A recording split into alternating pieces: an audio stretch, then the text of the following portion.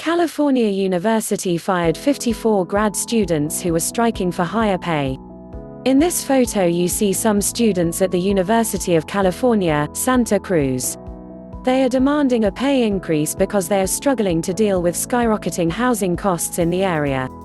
54 teaching assistants at the University of California, Santa Cruz were fired after they refused to turn in final fall grades as part of an ongoing strike for higher wages.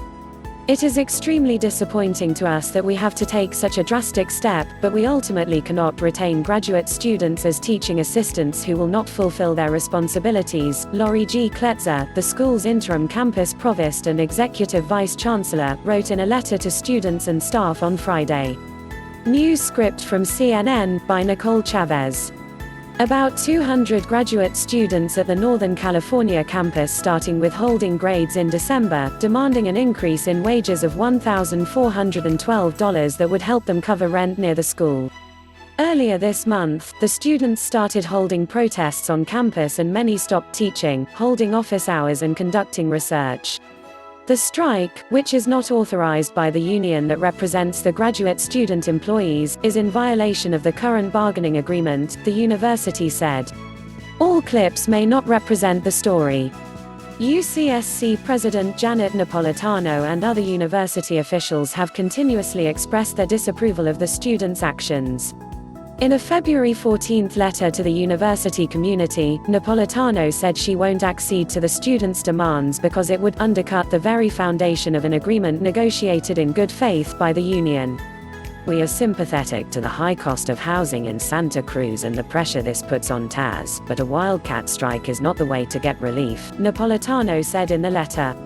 On Friday, 54 students who already had teaching jobs for the spring quarter received letters from the university saying they were being dismissed from their positions, the student activists said. Watch to learn English as good as your mother tongue with latest world news. The group said that about 28 others, who were part of the strike, were notified Friday that they will no longer be considered for teaching positions.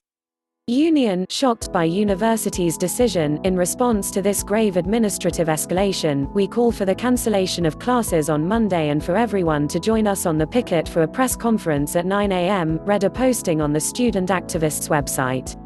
A representative for the union that represents more than 19,000 academic workers across the University of California system said she was surprised by the university's decision.